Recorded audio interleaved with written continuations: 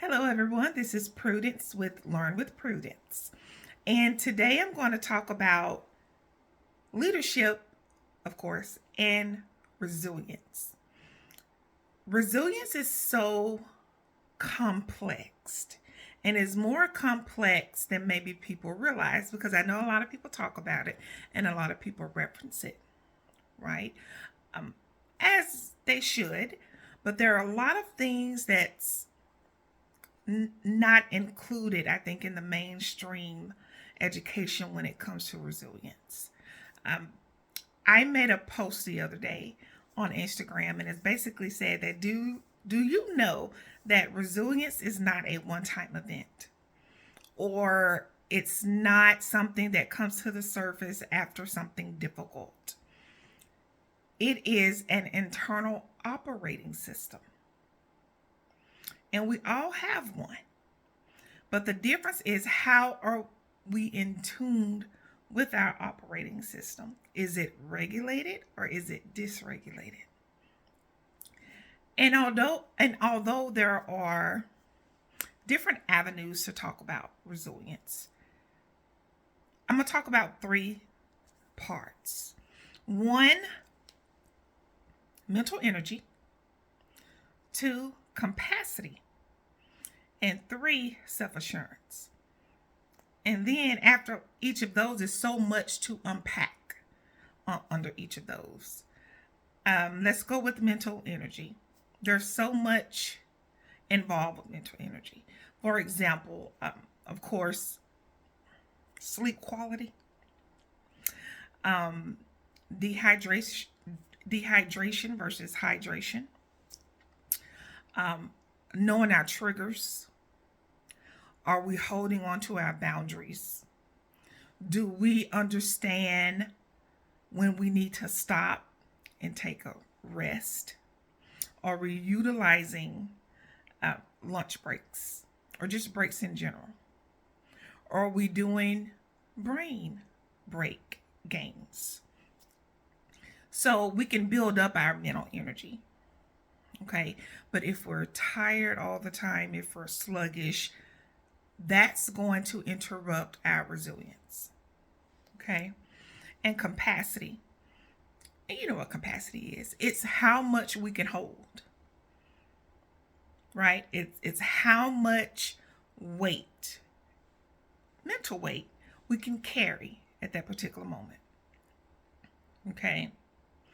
And the way to strengthen your capacity is taking the breaks, understanding your coping skills, implementing those things that you've probably been told to do 100 times, like mindfulness, grounding work, journaling, which is my favorite because that's free.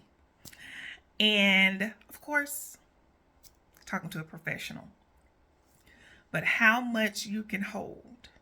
Okay. And also with capacity, compartmentalizing also can come in.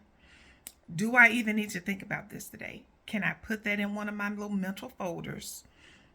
Because we can't think about everything at the same time. Sometimes people do, and that's where rumination comes in, or just the mental load. Okay. And then the third one I mentioned is self assurance. This is where self trust comes in. This is where confidence comes in. This is where I know my abilities, I know my strengths, I know what my skill sets are, and I'm comfortable with displaying those. Okay. And those things take work. I wish we could just wake up and be this well rounded person, but it takes work, and your mental health deserves your attention.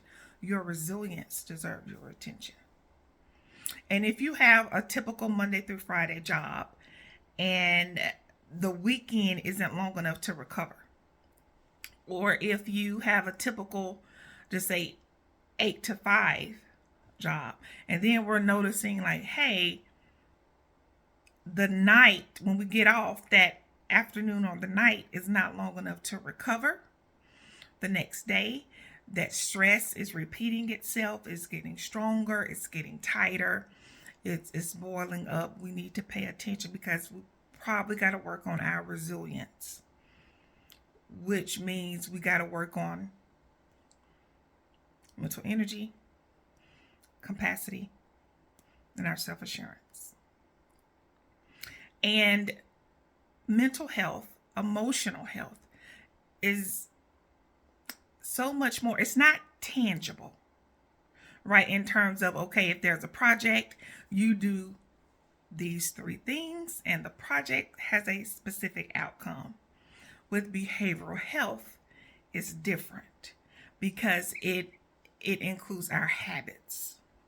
Those are the things that we do daily, whether it's intentional or not. It's the things that's in our routine. Okay? So, I want you to be self-aware of how you feel going to work, or how you feel working on a project, and how you feel afterwards. Are you having enough recovery time? What's happening? Okay? Because leadership, people in leadership understand that for us to teach others, we have to be doing those things ourselves. And other people can feel your energy. If you're stressed out, if you feel tight, if you feel burdensome, people will know. But also, if you have a positive vibe, if you feel confident, if you understand your role, people will also know. And for me and what I teach, that goes back to our resilience. And again, just a little food for thought.